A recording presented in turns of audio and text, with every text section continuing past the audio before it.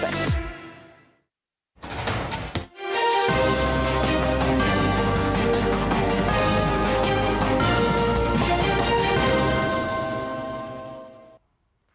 नमस्कार, आप देख रहे हैं टीडी न्यूज। मैं हूं आंचल गुलाटी गुंबर। आगे बढ़ने से पहले एक नजर सुर्खियों की तरफ। गृहमंत्री अमित शाह ने पहलगाम आतंकी हमले में जान गंवाने वाले लोगों को दी श्रद्धांजलि। श्रीनगर के पुलिस कंट्रोल रूम में दी श्रद्धांजलि। मृतकों के परिजनों से की मुलाकात। पहलगाम में घटनास्थल के लिए होंगे रवाना। सऊदी अरब से लौटने के बाद प्रधानमंत्री मोदी एक्शन मोड में। एयरपोर्ट पर ही एनएस से विदेश मंत्री और विदेश सचिव के साथ पहलगाम आतंकी हमले के मद्देनजर स्थिति पर की चर्चा। पहलगाम हमले के बाद आतंकियों पर कड़ा प्रहार। सेना ने बारामूला में घुसपैठ की कोशिश की नाकाम। 2 आतंकी ढेर। सेना का ऑपरेशन जारी।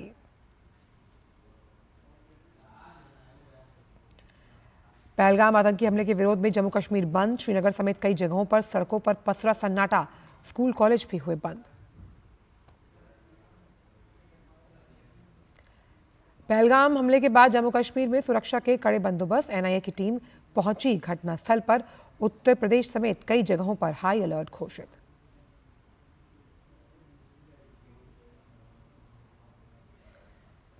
और आइए अब जान लेते हैं सभी खबरों को विस्तार के साथ। गृहमंत्री अमित शाह ने श्रीनगर में पहलगाम में जान गंवाने वाले लोगों को श्रद्धांजलि अर्पित की। अमित शाह ने श्रीनगर में पुलिस कंट्रोल रूम में वो पहुंचे, जहां उन्होंने रखे गए मृतकों के पार्थिव शरीर पर पुष्पांजलि अर्पित की। गृहमंत्री ने मृतकों के परिजनों से मुलाकात की, उनसे बातचीत की। अमित शाह का अस्पताल में घायलों से मिलने का भी कार्यक्रम है। इसके बाद गृहमंत्री आज उपराज्यपाल मनोज सिन्हा के साथ पहलगाम में घटनास्थल पर जाएंगे। वो आतंकी हमले के प्रत्यक्षदर्शियों से बात कर सकते हैं।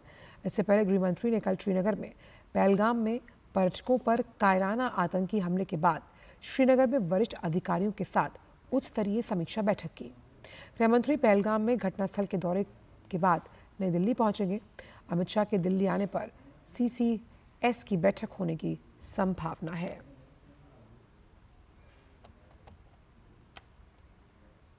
पहलगाम में हुए आतंकी हमले से आहत प्रधानमंत्री सऊदी अरब दौरा रद्द कर तुरंत भारत लौट आए। दिल्ली पहुंचते ही एयरपोर्ट पर उन्होंने आपात बैठक बुलाई। इस अति महत्वपूर्ण बैठक में राष्ट्रीय सुरक्षा सलाहकार अजीत डोभाल, विदेश मंत्री एस जयशंकर और विदेश सचिव विक्रम मिस्री मौजूद रहे। प्रधानमंत्री की विदेश यात्रा से वापसी के तुरंत बाद इस उच्च स्तरीय बैठक में हमले की गंभीरता, अंतर्राष्ट्रीय प्रतिक्रिया और सुरक्षा रणनीतियों पर मंथन किया गया। इसके बाद वो हाई लेवल मीटिंग करेंगे। इससे पहले प्रधानमंत्री ने कहा था कि इस जघन्य कृत्य के आरोपियों को बख्शा नहीं जाएगा। प्रधानमंत्री ने मृतकों के परिजनों के प्रति संवेदना जताई और घायलों के जल्द स्वस्थ होने की कामना की है। और इसी पूरे मुद्दे पर बात करने के लिए हमारे संवाददाता सुधाकर दास जुड़ गए हैं। सुधाकर, जिस तरह से जो लोग जिन्होंने अपनी जान को गंवाया इस आतंकी हमले में, उस पर गृहमंत्री अमित शाह ने उन्हें श्रद्धांजलि अर्पित की है और कहीं ना कहीं अब वो जो घायल हैं उनसे भी मुलाकात करने का कार्यक्रम है। अगर देखा जाए तो एक्शन मोड में है सरकार की किसी भी हालत में जिन्होंने इस वारदात को अंजाम दिया, जिसकी वजह से कई लोगों ने अपनों को खोया है, उन्हें बख्शा नहीं जाएगा।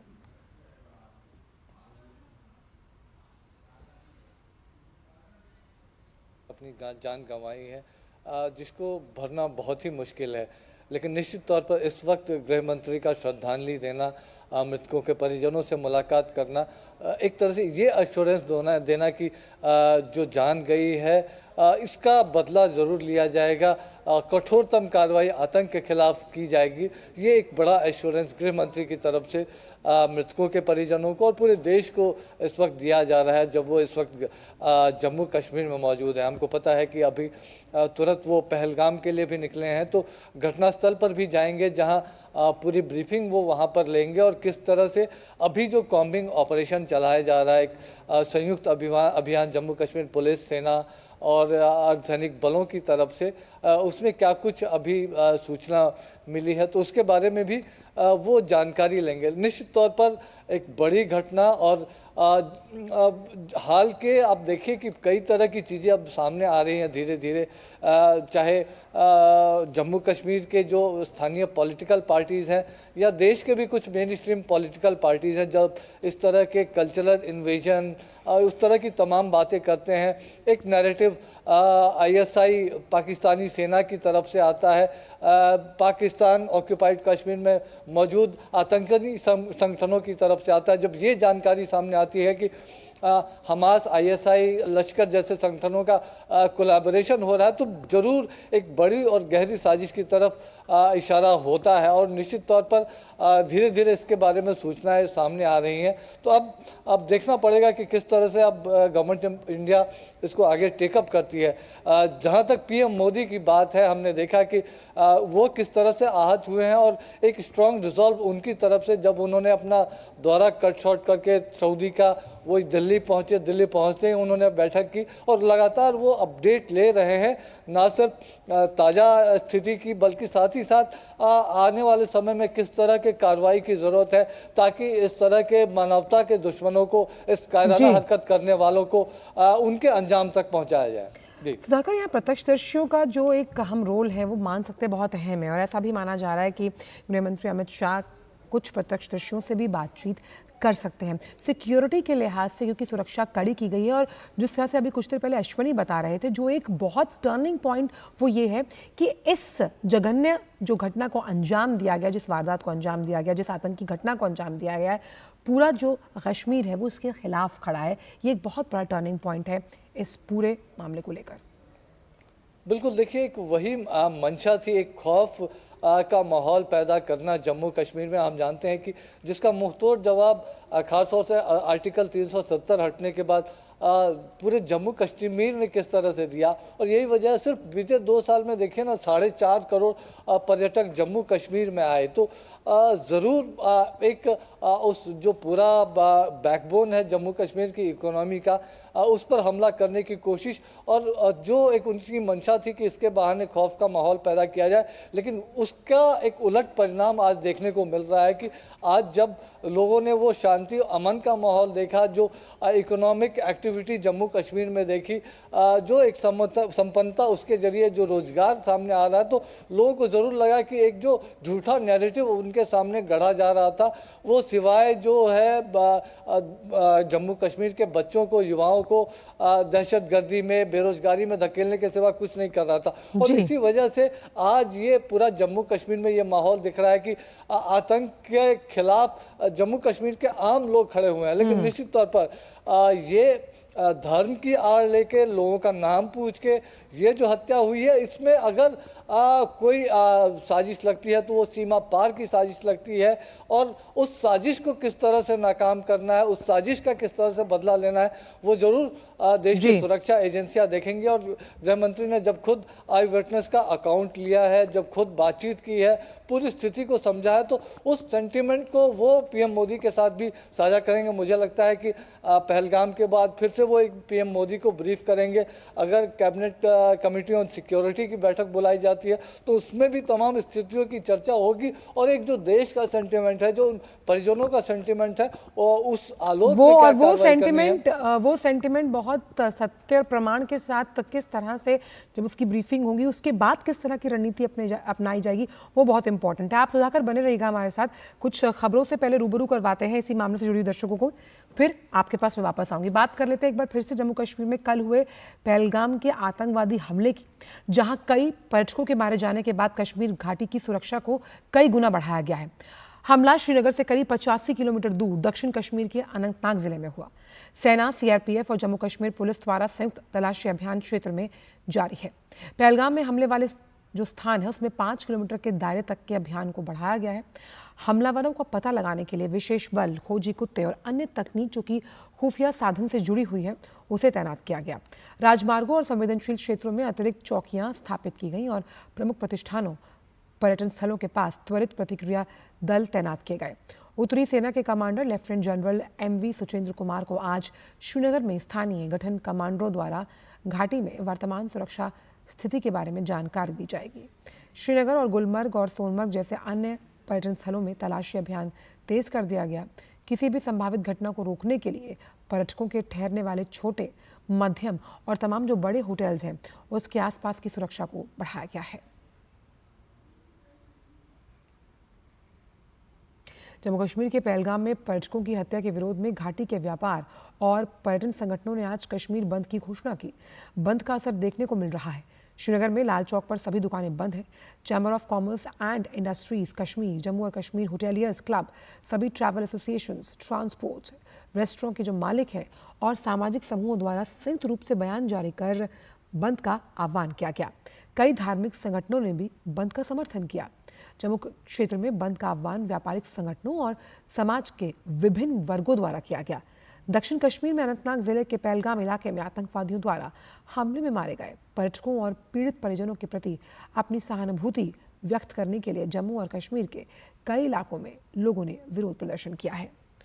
और इस वक्त ग्राउंड जीरो यानी श्रीनगर से जुड़ रहे हैं हमारे संवाददाता अश्विनी मिश्र। अश्विनी, जिस तरह से कल इस कायराना वारदात को अंजाम दिया गया जहां पर निहत्थे सैलानियों पर दहशतगर्द जो गर्द हैं उन्होंने रक्त रंजित साजिश की, लेकिन आज इस बंद का आह्वान ये बताता है कि किस तरह से एक सॉलिडारिटी और एक आक्रोश है आम जनता के बीच जम्मू कश्मीर की जो इस दहशत के खिलाफ खड़ी है। निश्चित तौर से चलो मैं वो दृश्य भी दिखाऊंगा। ये लाल चौक है। लाल चौक का ये पूरा का पूरा इलाका हमेशा इस समय पूरी के रौ में रहता था।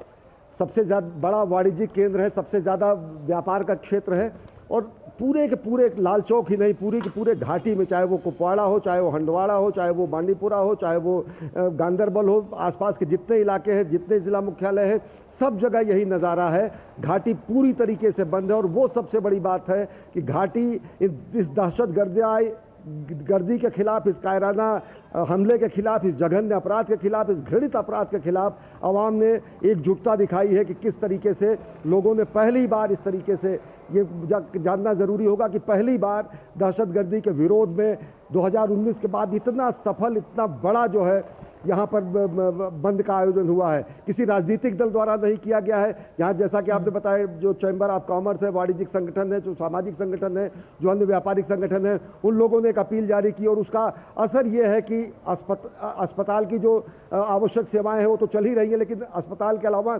स्कूल हुए, सामाजिक संस्थान हुए, अन्य वाणिज्यिक संस्थान हुए, बाजार हुए, सब के सब पूरी तरीके से बंद है। सभी तक की दुकानें, आवश्यक मूलभूत सुविधाएं जहां पर मिलती हैं वो भी नहीं खुली हुई है। तो आप ये समझ सकते हैं कि आवाम ने पूरी तरीके से इस कायराना हमले को दरकिनार कर दिया है।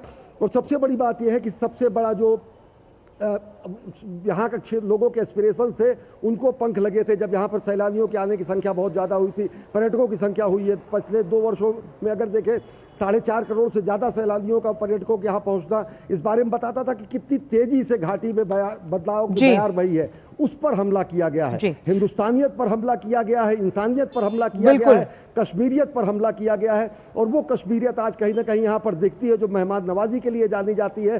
पूरा कश्मीर, पूरी आवाम, पूरी की पूरी घाटी इस दहशतगर्दाना, कायराना, घृणित हमले के खिलाफ पूरी तरीके से हड़ताल करके बैठी हुई है। और वो बता रही है, ये पूरा का पूरा संदेश है देश के लिए, विदेश के लिए, सीमा पार के लिए भी, किस तरीके के घृणित कार्य नहीं बर्दाश्त किए जाएंगे। आवाम का कोई भी सपोर्ट नहीं है। और सबसे बड़ी बात यह है कि इसके पहले के जो कहीं ना कहीं जो बंद हुआ करते थे, हड़ताल हुआ करते थे, वो राजनीतिक दलों द्वारा या फिर अन्य संस्थानों द्वारा किए जाते थे।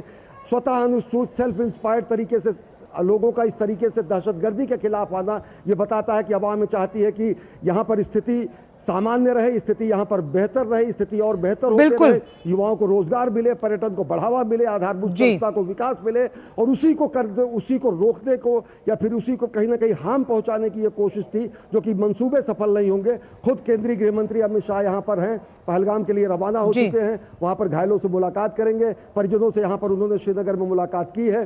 पूरे के पूरे इलाके को घेरा गया है। आतंकवादियों को, दहशतगर्दों को उनके अंजाम तक तो पहुंचाया जाएगा, लेकिन एक सकारात्मक संदेश भी आज घाटी देने में कामयाब रही है। किस तरीके के दहशतगर्दाना जो वो हैं कृत्य हैं वो नहीं माने जाएंगे। घाटी के ही अवाम, हमारे यूथ हमारे साथ हैं। मैं पहली बार देख रहा हूँ, मैं पिछले 15 साल से आता हूँ, ये बंद दहशतगर्दी के खिलाफ है, ये बंद युवाओं ने, यहाँ की आवाम ने, यहाँ के लोगों ने ये दिखाया है कि कश्मीरियत मेहमान नवाजी के लिए जानी जाती है। केवल लाल चौक ही नहीं, समूचे कश्मीर में ऐसा ही बंद है। पहली बात, आज का जो कश्मीर का जो बंद का आज का जो एक कॉल आई है, ये कश्मीर के लोगों की तरफ से आई है, हर एक कश्मीरी इंडिविजुअल की तरफ से आई है। क्योंकि कल की जो कायराना हालत है, जो ठेस एक इंसानियत पे पहुंची है, कश्मीर पिछले 90 से ये देखता आ रहा है, हमारे यहाँ से सिर्फ लाशें बहती जा रही है। हमने कभी प्रमोट नहीं किया इनोसेंट किलिंग्स को, हम हमेशा से पीसफुल लविंग एक नेशन है, हमने हमेशा ओपन हार्टेडली वेलकम किया टूरिस्ट्स को, हमने हमेशा अपने गेस्ट्स को मेहमान नवाजी के लिए हॉस्पिटैलिटी के लिए हम जाना जाते हैं। तो ये जो कल का जो हमला था, ये एक इनोसेंस किलिंग जो थी, ये कश्मीरियत की किलिंग थी। आज की जो ये बंद की कॉल है, ये पूरा कश्मीर आप इसी तरीके से ऑब्जर्व करोगे कि किसी जगह भी दुकानें खुली नहीं होंगी। हर एक इंडिविजुअल के दिल में शायद कहीं ना कहीं ये ज़ख्म पहुंचा है कि कल जो निहत्तों की हत्या हुई है, वो कश्मीरियत की हत्या हुई है, एक इंसानियत की हत्या हुई है। और देखिए, आप यूथ हैं, बहुत सारे मसाइल होते हैं, वो मसाइल अलग अलग तरीके से सुलझाए जा रहे हैं। काफ़ी तेज़ी से यहाँ पर चाहे पढ़ाई की स्थितियाँ हों, चाहे रोज़गार की स्थितियाँ हों, चाहे व्यापार की स्थितियाँ हों, वो पिछले कुछ वर्षों में काफ़ी तेज़ गति से बढ़ी थी। देखिए, वो तो अलग मसले है। अभी का जो मसला है, वो एक आम इंसान या एक इनोसेंट की किलिंग पे है, जिसका हम किसी भी एंगल से सपोर्ट, हम इसका विरोध कर रहे हैं कि किसी भी इनोसेंस की किलिंग नहीं होनी चाहिए। वो चाहे कश्मीरी हो, चाहे वो टूरिस्ट हो, चाहे वो फॉरेनर हो, किसी भी इनोसेंट की किलिंग कहीं पे भी नहीं होनी चाहिए। हम उसकी अभी कड़े अल्फाजों में निंदना कर रहे हैं, और जिनकी कल हत्या हुई है, हम उनकी फैमिली के साथ है और उनके दुख में हम शामिल हैं। देखिए, ये आवाम की आवाज़ है, ये युवाओं की आवाज़ है, ये कश्मीरियत की आवाज़ है। ये बताता है कि किस तरीके से लोग यहाँ पर आहत हैं, क्योंकि निहत्थे निर्दोष लोगों पर, जो पर्यटक यहाँ पर आए, देश के अलग अलग हिस्सों से आए, उन पर एक कायराना घृणित हमला किया गया। तो निश्चित तौर से ये आवाज़ बुलंद होगी, और निश्चित तौर से ये बदलते हुए कश्मीर की बयार भी पूरी दुनिया को दिखाती है, सुनाती है। बिल्कुल अश्वनी, और जिस तरह से इंसानियत को तार तार किया गया, लेकिन आप डर और खौफ दिखाइए, हम मानवता की मशाल लेकर आगे चलते जाएंगे, यही आह्वान ये बंद दिखा रहा है। लेकिन एक चीज़ आपसे समझना चाहूँगी, आप कई वर्षों से कश्मीर में रिपोर्टिंग करते रहे हैं, लेकिन ये मोडस ऑपरेंडी कि निहत्ते जो सैलानी हैं, जिनकी वजह से कश्मीर की जो लाइफलाइन हम मानते हैं, पर्यटन बहुत इंपॉर्टेंट है, जिसने विकास को गति दी, उस पर धारदार वार करना क्या मंशा या नापाक मंसूबे दर्शाता है दहशतगर्दों के? ये निश्चित तौर से हताशा है, ये यहाँ की आवाम की आकांक्षाओं पर हमला है, ये हिंदुस्तानियत, कश्मीरियत पर हमला है। और सबसे बड़ी बात, पिछले 2 वर्षों का अगर आप देखें, देश दुनिया के अलग अलग हिस्सों से यहाँ पर पर्यटक आए। पर्यटन यहाँ की अर्थव्यवस्था की रीढ़ रज्जू है, जिसको कहते बैकबोन है।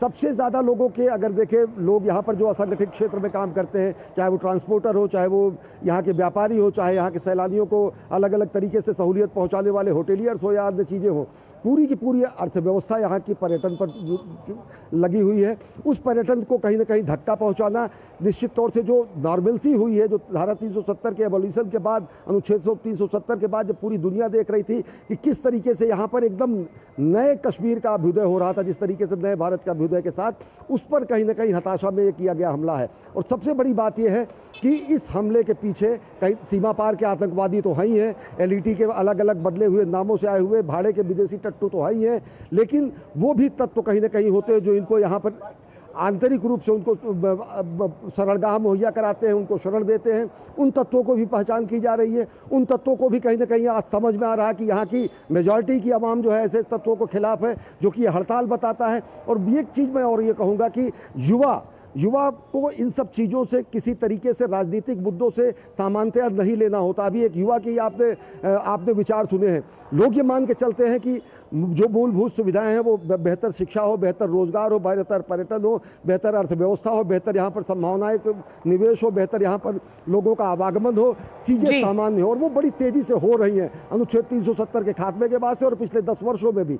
तो ये एक हताशा भरा ऐसा निर्णय है जो कि कहीं ना कहीं यहाँ की पूरी आवाम की मर्मस्थल पर भी चोट करता है, मर्मस्थल के साथ साथ उनके रोजगार पर भी चोट करता है, उनके व्यवसाय पर भी चोट करता है, उनकी मानसिकता पर भी चोट करता है। और वो उसी मानसिकता का आज यह परिणाम दिख रहा है कि पूरी की पूरी घाटी आज हड़ताल करके बैठी है इन दहशतगर्दों के खिलाफ। एक चीज मैं और कहूंगा, यहाँ पर मिलिटेंट और टेररिस्ट कहने में लोग फर्क किया करते थे, आज खुलकर लोग ये कह रहे हैं कि ये टेररिस्ट हैं, ये दहशतगर्द हैं। ये आपने बहुत अच्छा पॉइंट उठाया है अश्विनी। तो ये जो माइंडसेट का चेंज हुआ है, ये शब्द जो चेंज हुए हैं, जो लोगों ने कहा है कि आतंकवाद है, ये निश्चित तौर से घाटी की आवाज हमने तो ये जब सुन रही है। बिल्कुल, जब 370 नहीं हटा था और कई बार वहां पर रिपोर्टिंग करते थे आप लोग, तब भी हमने इस शब्द का फर्क जो है वो आज सही तरीके से पहचाना है। हमारे साथ सुधाकर भी जुड़े। सुधाकर, सीसीएस की बैठक का टाइमिंग जो है अभी खबरें सामने आ रही कि उसे बदल दिया गया है, वो शायद शाम 6 बजे होगी, इसको लेकर क्या अपडेट है? जी बिल्कुल, देखिए हम जानते हैं कि जो कैबिनेट कमेटी ऑन सिक्योरिटी है, इसमें पीएम मोदी की अध्यक्षता में ये समिति है, उसमें गृह मंत्री, इसके अलावा विदेश मंत्री, वित्त मंत्री और रक्षा मंत्री शामिल होते हैं। गृह मंत्री इस वक्त जम्मू कश्मीर के दौरे पर हैं और काफ़ी महत्वपूर्ण है कि वो सीसीएस की बैठक में शामिल हो, तो इस वजह से सीसीएस की बैठक शाम में होने की संभावना है। 6 बजे के समय जरूर आ रहा है, लेकिन एग्जैक्ट कंफर्मेशन सरकार के सूत्रों के तरफ से होना बाकी है। लेकिन आज ही ये बैठक प्रस्तावित है और ज़रूर एक ओवरऑल सिचुएशन का रिव्यू तो ज़रूर किया ही जाएगा, लेकिन साथ ही साथ इस घटना के बाद क्या एक्शन होना चाहिए, क्या रिस्पॉन्स होना चाहिए, खास तौर पर सीसीएस की बैठक में उसको लेकर ज़रूर चर्चा होने की उम्मीद है। तो उस लिहाज से काफ़ी ये महत्वपूर्ण बैठक होने वाली है।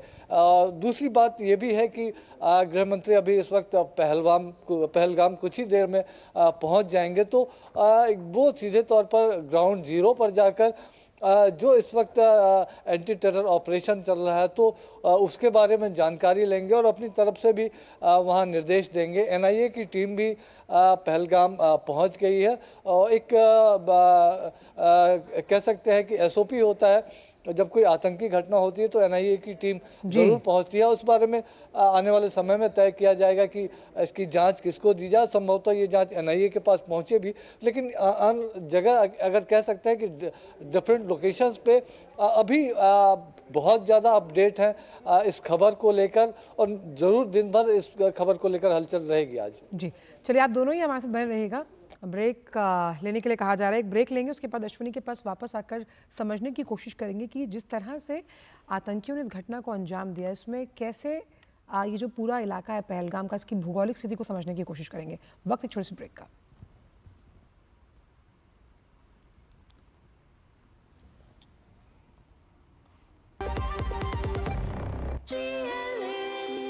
जो लक्ष्य चुना था समझ आने लगा है।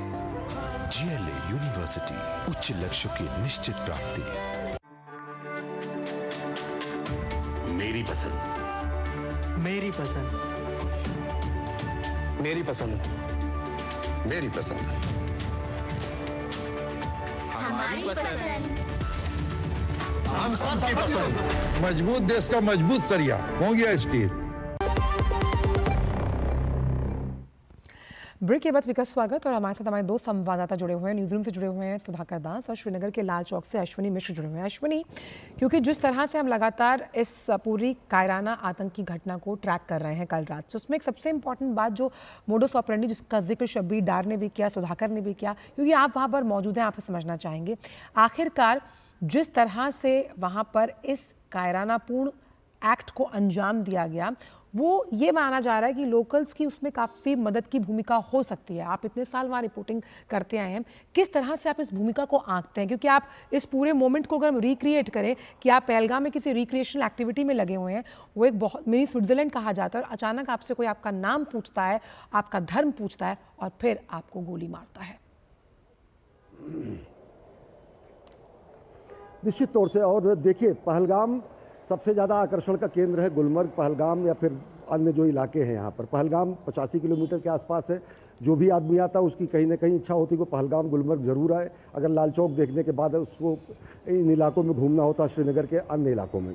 पहलगाम से सटा हुआ ही वहाँ से लेदर नाला एक है जो नदी का रूप आगे लेके चलता है, उससे ऊपर जाकर तकरीबन 10-15 मिनट के पैदल जाने का रास्ता है। ट्रैकिंग करके लोग जाते हैं। वहाँ बड़ा सा मैदान है, बड़ा सा वहाँ पर इलाका है जहाँ पर लोग पिकनिक कर सकते हैं, जहाँ पर लोग पहुँचते हैं। और वहाँ पर जाकर लोगों को चुन चुन कर पहचान कर शिनाख्त कर करके मारा गया।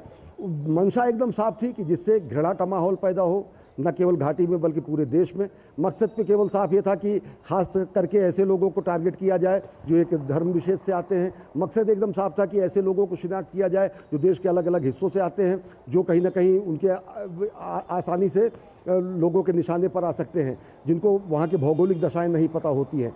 अब इस तरीके का जिस तरीके से घृणित कार्य किया गया है, लोगों की पहचान और शिनाख्त करके नाम लेकर धर्म जानकर इस तरीके से मारा जाना, और उससे भी ज़्यादा कायराना, उससे भी स्ट्रेंज बात यह है कि पर्यटकों पर किया गया ये हमला है। सामान्यतः पर्यटकों पर आतंकवादी हमले किए जाने से गुरेज करते थे, सामान्यतः इस तरीके के हमले नहीं होते थे, और वो भी तब जबकि तेज़ी से लोग पहलगाम पहुंच रहे हैं। लेकिन उसका असर ये पड़ रहा है कि लोगों के मन में अभी यहाँ पर लाल चौक पर ही बहुत सारे ऐसे लोग सैलानी आए हैं, पर्यटक आए हैं, देश के अलग अलग हिस्सों से आए हैं। हमारे सहयोगी विशाल बैरिस्टो उनसे बातचीत कर रहे थे। लोगों के मन में किसी तरीके का भय नहीं है, देश के अलग अलग हिस्सों से आने वालों का भी पूरा भय नहीं है। जिस फ्लाइट से हम लोग आए हैं वो फ्लाइट पूरी की पूरी खचाखच भर के आई है, किसी तरीके का कोई पैनिक नहीं है। सिक्योरिटी के सारे खास इंतजाम किए गए हैं। लोगों को अलग अलग सुरक्षित स्थानों पर जो यहाँ से पर्यटक जाना चाह रहे हैं, उनको यहाँ की पुलिस जो है सुरक्षित तरीके से उनके होटल से लेकर एयरपोर्ट तक जाने की व्यवस्था भी कर रहे हैं। एक और बेहतर मैं बात बताऊंगा, लाल चौक पर अभी विशाल ने एक स्टोरी की कि यहाँ से कुछ बहुत सारे ऐसे ऑटो के लोग हैं, ऑटो चालक हैं, जो यहाँ से एयरपोर्ट जाने के लिए फ्री सेवा भी दे रहे हैं। तो आप ये समझ सकते हैं कि आवाम किस तरीके से इस पूरी की पूरी घटना को नकारात्मक जो घटना हुई है, जो लोगों के मन पर जिसने आहत किया है, जिसने लोगों के रोजगार पर आहत किया है, जिसने लोगों के जो आय का साधन है, जरिया है, उस पर आहत किया है, तो उसको कहीं ना कहीं उसके खिलाफ लोग खड़े यहाँ पर दिखते हैं। निश्चित तौर से जो पर्यटन बढ़ा है यहाँ पर, जो अर्थव्यवस्था बढ़ी है, जो नॉर्मलसी बढ़ी है, जो सामान्य तरीके से यहाँ कर लोगों की आकांक्षाएं बढ़ी थी, उस पर यह हमला किया गया है। और सबसे बड़ी बात यह है कि जिस तरीके से केंद्र सरकार, खुद केंद्रीय गृह मंत्री यहाँ पर मौजूद है, और जिस तरीके से केंद्र सरकार इस पूरे घटनाक्रम को जितने गंभीरता से लेकर इस पूरे कार्यशैली को दिया जा रहा है, तो उससे यहाँ की आवाम भी ये मान के चल रही है कि आने वाले दिनों में ऐसे तत्वों की पहचान करके उनको उनके अंजाम तक तो पहुँचाया ही जाएगा। साथ ही साथ एक कड़ा संदेश भी देश और दुनिया को जाएगा कि किस तरीके से भारत अपने आंतरिक सुरक्षा को लेकर, अपने नागरिकों की सुरक्षा को लेकर, अपने देशवासियों की सुरक्षा को लेकर गंभीर है।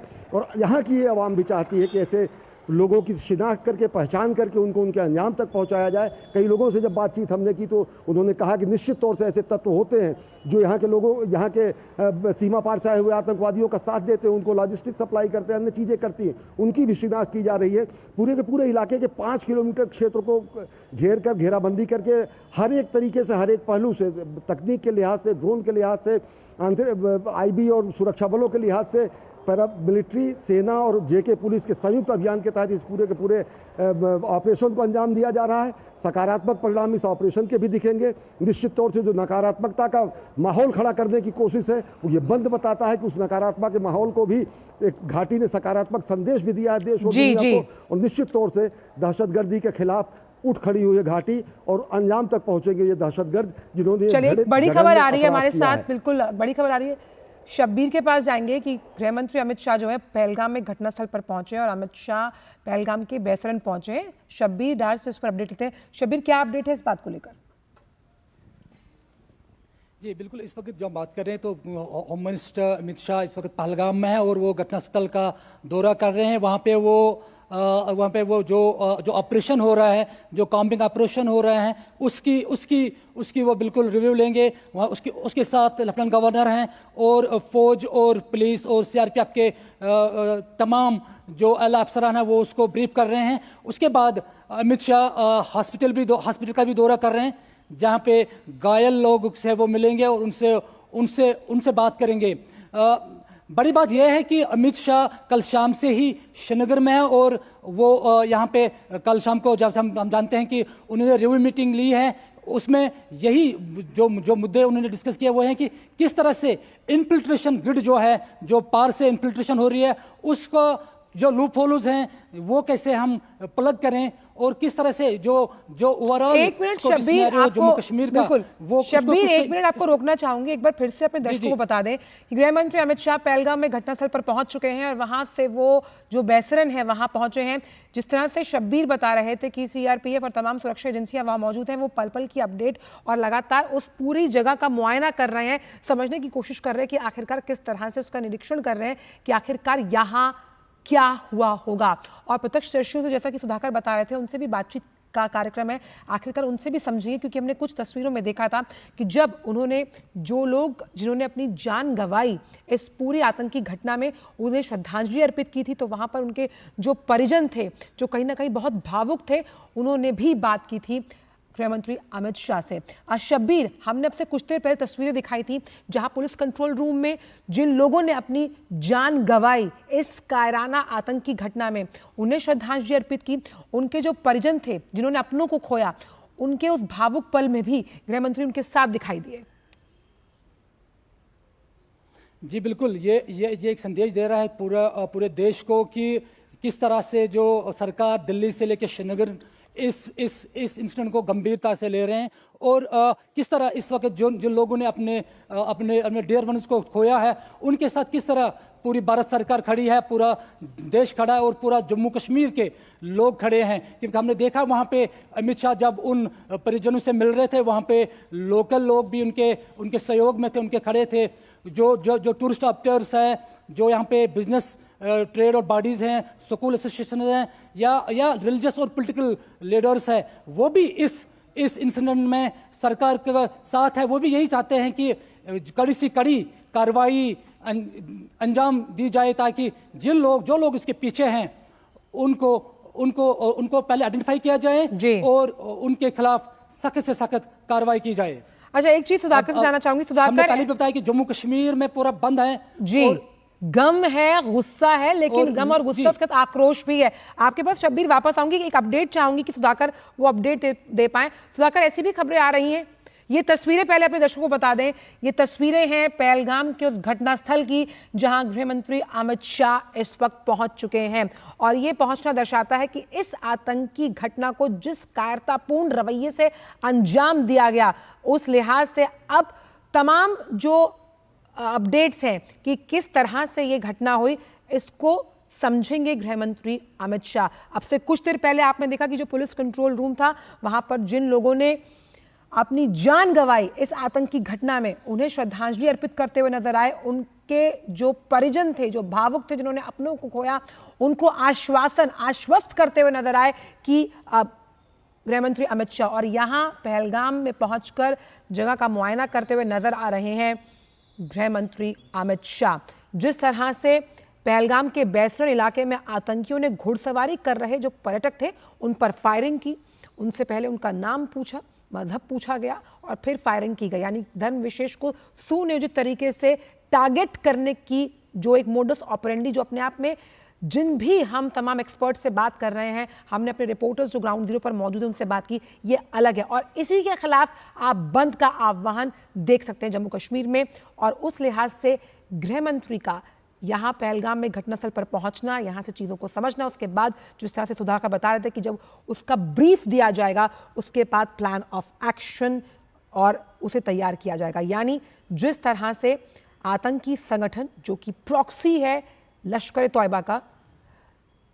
तौयबा का टीआरएफ, जो कायराना हरकत अंजाम दी है, उसको लेकर कार्रवाई सुनिश्चित की जाएगी। हमारे साथ शब्बीर इस वक्त मौजूद है। शब्बीर, हम तस्वीरें देख पा रहे हैं, ये वही जगह है जहां आतंकी घटना को अंजाम दिया गया, और इस वक्त अमित शाह पहलगाम के बैसरन पहुंच गए हैं तमाम निटिग्रिटीज को समझने के लिए कि आखिरकार उस वक्त, उस घड़ी, उस क्षण क्या हुआ होगा। शब्बीर जी बिल्कुल, यही यस, बिल्कुल अमित शाह स्वयं वहाँ पहुँचे हैं और वो जानना चाहते हैं, वो बिल्कुल उसको ब्रीफ भी किया जा रहा है कि कहाँ से वो जो टेररिस्ट वहाँ पहुँचे हैं, वो कहाँ से वो आए होंगे और क्या उनका मोडस ऑपरेंडी होगा, वो समझने के लिए वहाँ पे अमित शाह खुद पहुँचे हैं। उसके बाद वो, जैसे मैंने पहले कहा, वो घायलों से भी मिलेंगे और एक्सपेक्टेड है कि अमित शाह वहाँ से आके श्रीनगर में फिर से एक रिव्यू मीटिंग लेंगे जिसमें तमाम सिक्योरिटी अपराट्स के लोग, चाहे वो आर्मी, पुलिस, आईबी, इंटेलिजेंस, जे पुलिस और सिविल एडमिनिस्ट्रेशन के, चाहे वो एलजी हो, चीफ मिनिस्टर हो, वो उसमें बैठेंगे और उसमें फिर से इस ओवरऑल जो कल से घटना घटी है और उसको उसका फिर से रिव्यू लिया जाएगा और ये देखा जाएगा कि क्या कहाँ पे लूपहोल्स रहे हैं या क्या मंशा है उनकी, क्या अपैरेटस था उनका, क्या मोडस ऑपरेंडी था, उसको आइडेंटिफाई करके आगे की जो कार्रवाई होगी, जो अभी लोगों को और पूरे देश की भी डिमांड है कि सख्त से सख्त कार्रवाई इस इंसिडेंट के हवाले से हो, उसके बारे में भी तफसील से अमित शाह यहाँ पे मीटिंग में वो जायजा लेंगे और उसके बाद अमित शाह सीधे दिल्ली जाएंगे जहाँ पे वो प्राइम मिनिस्टर नरेंद्र मोदी को भी ब्रीफ करेंगे और जो उसके बाद जो रणनीति होगी सरकार की इस इंसिडेंट को डील करने के लिए उसका भी अच्छा, एक अपडेट हम सुधाकर से चलेगा कि क्या जी एक अपडेट मैं सुधाकर से सुधाकर, ऐसी भी खबरें सामने आ रही हैं कि रक्षा मंत्री राजनाथ सिंह ने सेना अध्यक्ष से इस पूरे मसले को लेकर बात की, इसको लेकर क्या अपडेट है? जी बिल्कुल, देखिए जो सर्विसेज चीफ हैं, आर्मी प्रमुख और बाकी सर्विसेज के भी चीफ से गृह मंत्री ने और सीनियर ऑफिसर से पूरे घटनाक्रम को लेकर ब्रीफ लिया है, जानकारी लिया। हम जानते हैं कि जम्मू कश्मीर में सेना का भी एक अहम रोल है, नॉर्दर्न कमांड उसको संचालित करता है। तो क्या कुछ स्थिति है, किस तरह से एंटी टेरर ऑपरेशन चला, क्योंकि इसके साथ साथ देखिए आज उरी में, बारामूला में इन्फिल्ट्रेशन की कोशिश हुई है। आपको पता है कि उसमें 2 आतंकवादियों को हमारे सेना ने मार गिराया है। तो एक तरह से एक तरफ ये बड़ी घटना हुई है, दूसरी तरफ पाकिस्तान से घुसपैठ की फिर से एक नाकाम कोशिश। तो इसी रास्ते ये आतंकी आते हैं, क्योंकि आप देखिए बीते कुछ वर्षों में जो लोकल रिक्रूटमेंट एक तरह से हुआ करता था आतंकी संगठनों में, वो बिल्कुल बंद हो गया है। जो आतंकी एक तरह से हमारे सुरक्षा बलों ने, हमारे जांच एजेंसियों ने कमर तोड़ी है। जो टेरर फाइनेंसिंग है उसकी कमर तोड़ी गई है। सैकड़ों की संख्या में जो ओवरग्राउंड वर्कर्स है उनको आइडेंटिफाई किया गया था। तो ये जो एक डेस्परेशन में ये क्योंकि उनको जो लोकल रिक्रूट्स मिल नहीं रहे थे, टेरर फाइनेंसिंग हो नहीं रही थी, तो कहीं तो कुछ ऐसा काम अंजाम देना था जिसके जरिए खौफ का माहौल और फिर वो जो एक साइकिल होता है, फियर साइकिल होता है, फिर से उसको क्रिएट किया जाए। तो वो इस तरह का एक वक्त चुनना जब इंटरनेशनल हेडलाइन बने, ये एक भय का माहौल खड़ा हो और फिर उस तरह की स्थितियां बने। लेकिन निश्चित तौर पर उनको जरूर निराशा हुई होगी जब वो आज जम्मू कश्मीर की तस्वीर, बिल्कुल जम्मू कश्मीर की ये तस्वीर जब वो देखेंगे तो जिस हताशा की उम्मीद उन्होंने की थी, क्योंकि आप देखिए अलगाववादी संगठन, अगर हम हुर्रियत की बात करें तो डिफंक हो चुका है। जहां टेरर फंडिंग की बात है उसको लेकर भी कई कदम उठाए गए। हमारे साथ अश्विनी मौजूद है। अश्विनी, क्योंकि टेरर फंडिंग को लेकर भी कई कदम उठाए गए जिसकी वजह से, क्योंकि आपको आतंकवाद अगर फैलाना है तो पैसे की जरूरत है, आप रिक्रूट नहीं कर पा रहे ऑपरेशनल बेसिस पे। लेकिन टीआरएफ की अगर बात की जाए तो ऑनलाइन रिक्रूटमेंट के जरिए लोगों को जोड़ा गया और जिस तरह से 370 हटने के बाद ये कहीं ना कहीं अस्तित्व में आई, एक स्लीपर सेल के हम मान सकते हैं उस परिवेश में। उस लिहाज से टीआरएफ को खत्म करना, उसे खदेड़ना और अमित शाह का पहलगाम पहुंचना क्या कड़ा संदेश देता है जीरो टॉलरेंस आतंकवाद के खिलाफ? जीरो टॉलरेंस आतंकवाद के खिलाफ शून्य सहनशीलता तो है ही है। उसके अलावा चाहे नाम बदल लिए जाए लेकिन काम इनके नहीं बदलते हैं, कायराना स्थितियां नहीं बदलती हैं। घुसपैठ की जैसे कोशिश हुई कि इतने बड़े घटना देने के बाद फिर ये लगातार ये कोशिश है कि इन्फिल्ट्रेशन किया जाए। गर्मी के मौसम में इस तरीके की कोशिशें और ज़्यादा बढ़ जाती हैं क्योंकि भौगोलिक रूप से उनको सहायता मिलती है। और सबसे बड़ी बात यह कि वो दौर जा चुका है जब इस पूरे के पूरे क्षेत्र में लोग टेरर फंडिंग करके यहाँ के बहुत सारे लोगों को बाकायदा मुहैया पैसे पेरोल पे हुआ करते थे। टेरर फंडिंग के जरिए एनआईए ने जितनी रेड्स डाली, जितने जो अन्य कार्य किए गए, बहुत सारे मुकदमे पटियाला हाउस में चल रहे हैं, बहुत सारे लोग दिल्ली की जेलों में बंद हैं, बहुत सारे लोग तिहाड़ जेल में बंद हैं। तो पूरा का पूरा जो नेक्सस था, जो नेक्सस कहीं ना कहीं होता था कि एक सफ़ेद पोश बनकर आतंकवाद चलाया जाना, उन सफ़ेद पोशों पर भी कहीं ना कहीं गाज गिरी और साफ तरीके से उनकी शिनाख्त हुई। शिनाख्त होने के बाद पत्थरबाजी की अगर आप देखें घटनाएं हुआ करती थी, पत्थरबाजी की घटनाएं शून्य हो चुकी हैं, आतंकवाद की घटनाएं आए दिन देखने को मिलती थी, वो शून्य हो चुकी हैं। ऐसे में जब यहाँ पर आम युवा, जैसा कि इससे पहले भी एक युवा ने बताया, जब यहाँ के लोग उन सब गतिविधियों में संलिप्त होने की जगह मुख्य धारा में आकर तेजी से व्यवसाय, रोजगार और शिक्षा और अन्य चीज़ों की तरफ अग्रसर हुए, तो कहीं ना कहीं अपनी उपस्थिति दर्ज कराने की ये नाकाम कोशिश है। और ये कोशिश ये है कि अंतर्राष्ट्रीय स्तर पर सुर्खी बटोरी जा सके, तब जबकि उपराष्ट्रपति अमेरिका की उनकी यात्रा है, अन्य लोगों की जो प्रधानमंत्री की जद्दा की यात्रा थी, लेकिन जो यहाँ की स्थितियाँ बताती है वो अंतर्राष्ट्रीय एकजुटता शो करती है, वो घाटी के लोगों की देश के साथ एकजुटता शो करती है, वो अंतर्राष्ट्रीय सुर्खी बनने की जगह अंतर्राष्ट्रीय स्तर के नेताओं की भारत के शीर्ष नेतृत्व के साथ, सबल नेतृत्व के साथ कंधे से कंधा मिलाकर एकजुटता को प्रदर्शित करती है। जब विश्व के सभी तमाम बड़े नेता और देश आकर ये बताते हैं कि किस तरीके से जो घाटी में चल रहा है वो किसी देश के सीमा पार से जो आतंकवाद का जो पोषण होता है वो कतई बर्दाश्त नहीं किया जाता है। और जब अंतर्राष्ट्रीय स्तर पर इस तरीके का समर्थन मिलता है तो निश्चित तौर से देश को और नेतृत्व को इस बात का निर्णय भी लेना होता है कि किस तरीके से शून्य सहनशीलता के साथ साथ इसको समूल नष्ट करने की प्रक्रिया को शुरू किया जाए, चाहे वो आंतरिक रूप से हो चाहे वो बाह्य रूप से हो। बिल्कुल अश्विनी, इसमें पाक के नापाक मंसूबों पर भी पानी फिरता हुआ, क्योंकि ये जो संदेश बंद के आह्वान के बाद है, ये कड़ा संदेश सीमा पार जाता हुआ, क्योंकि कहीं ना कहीं टीआरएफ की संलग्नता आईएसआई के साथ साफ तौर पर सामने है।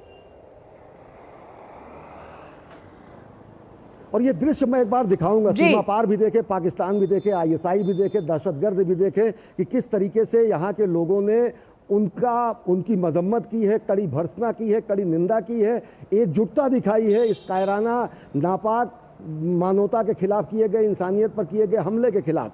मैं एक बार फिर कहूँगा, बंद के आयोजन इससे पहले हुआ करते थे, लेकिन वो कहीं ना कहीं हुर्रियत के कॉल पर होते थे, पूरा का पूरा बंद होता था। यहाँ की अर्थव्यवस्था इस तरीके की होती थी कि डगमगा दिया जाती थी।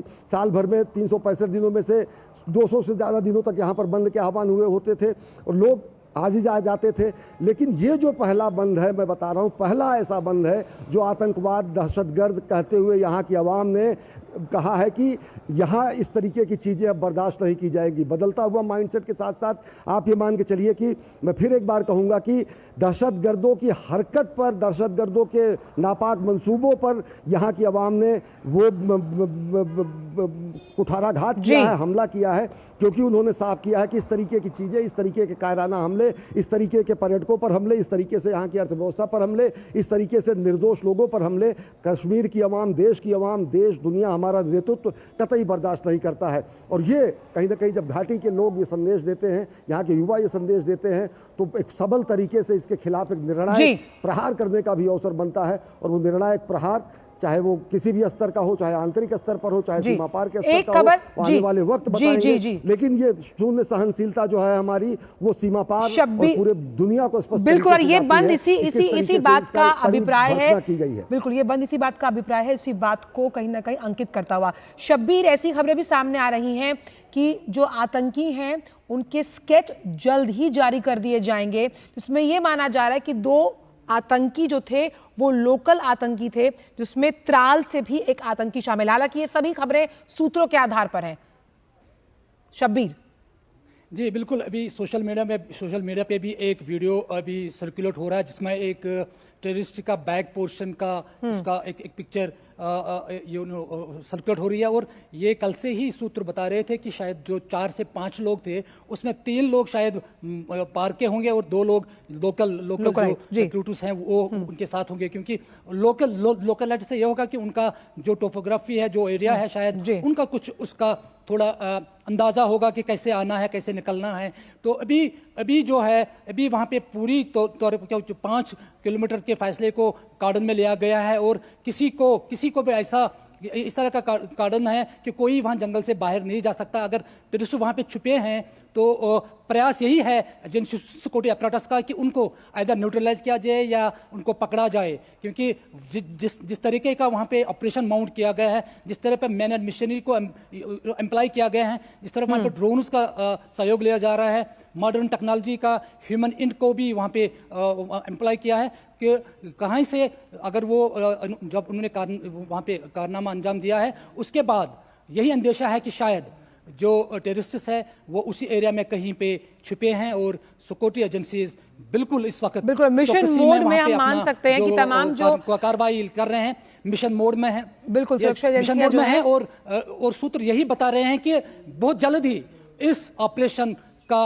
अंजाम भी होगा, इसको फाइनल कंक्लूजन तक भी पहुंचाया जाएगा। मे बी इसमें आज शाम तक या कल तक कोई न कोई सफलता हमारे सामने आएगी। बिल्कुल, इसीलिए हम देख सकते हैं कि अमित शाह खुद पहलगाम पहुंचे हैं और यहाँ पर तमाम वो अपडेट्स लेते हुए, और उसके बाद क्योंकि जब वो चीज़ों को समझ कर ब्रीफिंग करेंगे तो उसके बाद बहुत सी ऐसी बातें जो क्रोनोलॉजी के हिसाब से कड़ी से कड़ी जुड़ती हुई नजर आएगी। वक्त छोटे से ब्रेक का, आप दोनों ही हमारे साथ बने रहिएगा। वक्त एक ब्रेक का।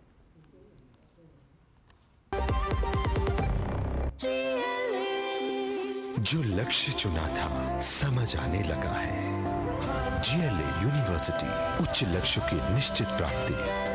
जब धरती चीर कर निकलता है लोहे का पत्थर और मिलता है मोंगिया के जोश से, फिर तपता है, पिघलता है और बनता है फौलाद। अब होता है सरिया सारी खूबियों के साथ। मोंगिया स्टील, मजबूत देश का मजबूत सरिया। ब्रेक के बाद भी का स्वागत। और जम्मू कश्मीर के अनंतनाग जिले के पहलगाम हिल स्टेशन पर कल हुए आतंकवादी हमले में 2 विदेशियों सहित कम से कम 26 जो पर्यटक हैं उनकी मौत हुई है।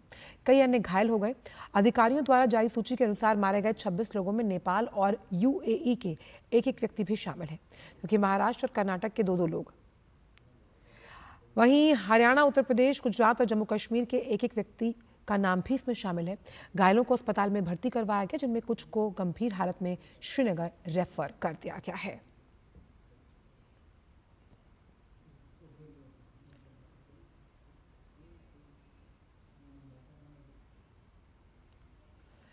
जम्मू कश्मीर के पहलगाम में हुए आतंकी हमले को लेकर डोडा SSP संदीप मेहता ने कहा कि पूरे क्षेत्र की निगरानी की जा रही है, साथ ही सुरक्षा बलों की संख्या को बढ़ाया गया।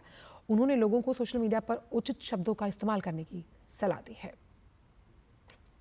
कल के हादसे के बाद जो हमने सिक्योरिटी के जो इंतजाम जो हैं वो किए हुए हैं और हर जगह पे जो है वो अपने सिक्योरिटी पॉइंट ऑफ व्यू से डिप्लॉयमेंट हुई है। और आपके माध्यम से मैं ये बताना चाहूँगा कि क्योंकि इस टाइम पे जो है वो सबके इमोशंस जो हैं वो बहुत हाई हैं, तो सभी से यही रिक्वेस्ट रहेगी कि वो जो भी कहें, क्योंकि सोशल मीडिया का दौर है, तो जो भी कहें वो बिल्कुल सोच समझ के कहें। कश्मीर के पहलगाम में हुए हालिया आतंकी हमले की गंभीरता को देखते हुए राष्ट्रीय जांच एजेंसी इस मामले की जांच कर रही है। NIA पहलगाम में घटना वाली जगह पहुंच गई और NIA की टीम घटनास्थल का निरीक्षण कर रही है। पहलगाम में आतंकी हमले की जांच तेज हो गई। बैसरन घाटी में दूसरे दिन फिर तलाशी अभियान शुरू हुआ।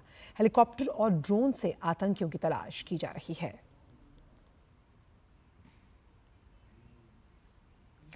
जम्मू कश्मीर के बारामूला में सुरक्षा बलों को बड़ी कामयाबी हाथ लगी। सुरक्षा बलों ने मुठभेड़ में 2 आतंकवादियों को मार गिराया।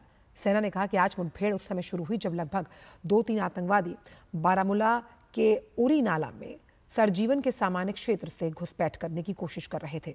नियंत्रण रेखा पर सतर्क TPS ने उन्हें चुनौती दी और रोका। इसके कारण सुरक्षा बलों और आतंकवादियों के बीच भारी गोलीबारी हुई, जिसमें 2 आतंकवादियों को मार गिराया गया। आतंकवादियों के पास से भारी मात्रा में हथियार, गोला बारूद और युद्ध से संबंधित अन्य सामान बरामद किया गया।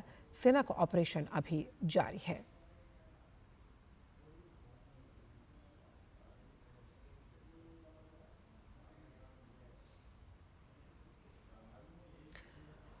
और शब्बीर लगातार हमारे साथ जुड़े हैं। शब्बीर, आज भी घुसपैठ को रोकते हुए जिस तरह से उरी में आतंकवादियों को मार गिराया गया, सुरक्षा बलों के लिए बड़ी सफलता मान सकते हैं इसे? जी, ये बिल्कुल बड़ी सफलता है। और कल का इंसिडेंट को लेके ये जो इन्फिल्ट्रेशन, कल होम मिनिस्टर ने भी अपने रिव्यू मीटिंग में इस बात पे जोर दिया कि जो इन्फिल्ट्रेशन रूट्स है उनको हमें पलग करना की ज़रूरत है। और बॉर्डर हमने देखा, अब पहले ही ये भी जानते हैं कि जो हमारे बॉर्डर एरिया या LOC है उस पर अब जो है मॉडर्न टेक्नोलॉजी को एम्प्लाई किया गया है, जिसके चलते हमारे सिक्योरिटी अपरेटस को अब इन्फिल्ट्रेटर्स को उनको ट्रैक करने, उनको ट्रेस करने में बड़ी आसानी होती है। और इसी का फल आज मिला है कि आज सवेरे जब ये खबर मिली कि जिन 2 बंदूकों ने जो पार से टेररिस्ट ने यहाँ पे इन्फिल्ट्रेट करने की कोशिश की और हमारे चौकस सिक्योरिटी बल जो वहाँ पे तैनात है, उन्होंने तुरंत कार्रवाई करके कुछ देर वहाँ पे फायरिंग का तबादला हुआ, लेकिन बिलाखिर 2 टेररिस्ट को वहाँ पे मार दिया। और ये एक बड़ी सफलता है सिक्योरिटी फोर्सेस के लिए। और जो इन्फिल्ट्रेशन ग्रिड है उसको, जो इन्फिल्ट्रेशन रूट्स है उनको आइडेंटिफाई करने और जो ओवरऑल इन्फिल्ट्रेशन ग्रिड है उस ओडी सेक्टर और एलओसी में उसको कमजोर करने की। शब्बीर, आपको आप हम दो विंडो में कटे हुए हैं। बिल्कुल, आप एक तरफ हमें जानकारी दे रहे हैं, दूसरी विंडो में दर्शक देख पा रहे हैं कि जिसका जिक्र आप भी करते हैं, अश्वनी भी मौजूद हैं, कि वहां पर लोग जिन्होंने बंद का आह्वान किया, ये वो बंद है जो दहशतगर्दी के खिलाफ है। अश्वनी, ये लोग जो पीछे मैं आपके देख पा रही हूँ, काले झंडे इनके हाथ में, और ये काला रंग इस बात का सबूत, इस बात का परिचय कि दहशतगर्दी के खिलाफ इंसानियत, मानवता नहीं हारेगी। अश्वनी, अगर मेरी आवाज आप तक पहुंच रही है तो। ऐतिहासिक है Lal Chowk cricket traders association में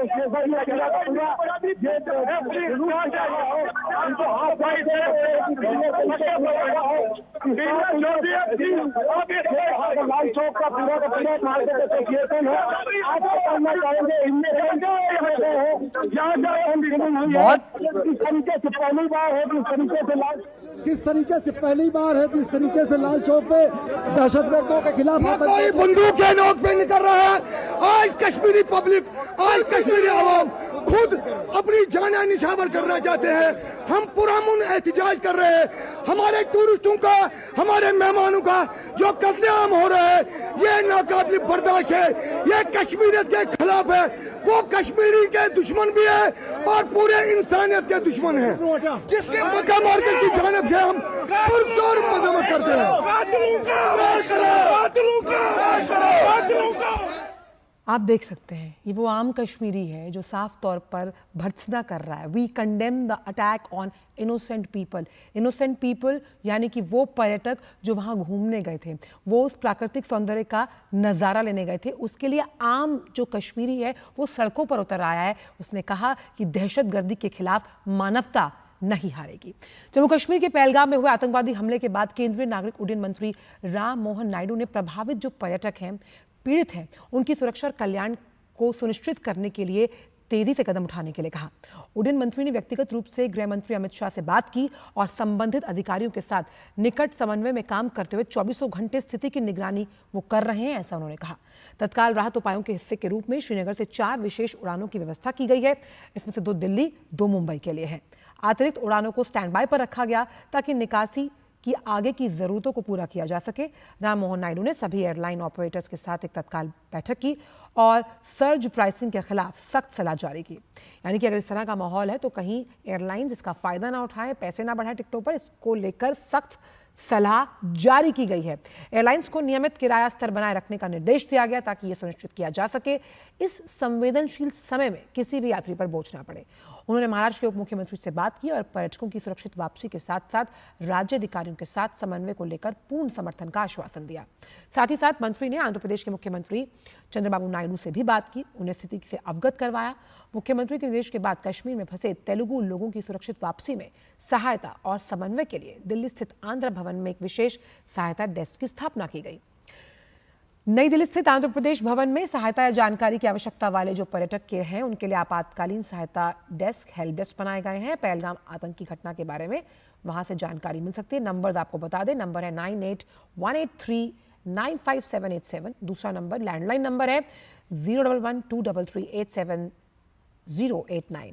आप इस पर संपर्क कर सकते हैं। इसके अतिरिक्त राम मोहन नायडू ने सभी एयरलाइंस को निर्देश दिया कि वो राज्य सरकार और स्थानीय अधिकारियों के साथ मिलकर काम करते हुए मृतक व्यक्तियों को उनके गृह राज्यों तक पहुंचाने में पूरा सहयोग करेगी। नागरिक उड्डयन मंत्रालय पूरी तरह सतर्क है और प्रभावित लोग जो हैं उन्हें हर संभव सहायता प्रदान करने के लिए प्रतिबद्ध। और जम्मू कश्मीर में पहलगाम में कल हुए आतंकी हमले के बाद उत्तर प्रदेश में हाई अलर्ट जो है घोषित कर दिया गया है। यूपी के गृह विभाग के सभी जिलों के पुलिस कप्तान और पुलिस कमिश्नरेट के साथ साथ जांच एजेंसियों को अलर्ट पर रहने के निर्देश जारी किए गए। पुलिस महानिदेशक प्रशांत कुमार ने यूपी में हाई अलर्ट जारी किया। रेलवे, बस स्टेशन, हवाई अड्डा, होटल, प्रमुख धार्मिक स्थल, उसके साथ साथ टूरिस्ट स्पॉट्स की सुरक्षा बढ़ाते हुए निगरानी के निर्देश दिए गए हैं। वहीं यूपी नेपाल सीमा पर चौकसी बढ़ाई गई। डीजीपी ने सभी कमिश्नरेट और जिला के जो कप्तान हैं उनको संदिग्धों पर नजर रखने का निर्देश दिया। संवेदनशील अति संवेदनशील जिलों में फोर्स को बढ़ाया गया। जांच एजेंसियां अलर्ट मोड पर हैं, गतिविधियों पर नजर रखी जा रही है। साथ ही साथ सोशल मीडिया प्लेटफॉर्म्स पर भी निगरानी की जा रही है। पहलगाम में आतंकी हमले को लेकर सुप्रीम कोर्ट में जनहित याचिका दाखिल की गई है। याचिका में पहलगाम में कल हुए आतंकी हमले के मद्देनजर अमरनाथ यात्रियों की सुरक्षा के लिए जरूरी कदम उठाने के निर्देश जारी किए जाने की मांग की गई। इसके अलावा याचिका में आतंकी हमलों के लिहाज से ऐसे संवेदनशील इलाके में पर्याप्त सुरक्षा बल तैनात किए जाने की मांग की गई। याचिका वकील विशाल तिवारी द्वारा दायर की गई है। फिलहाल समाचारों में इतना ही। दीजिए इजाजत। नमस्कार।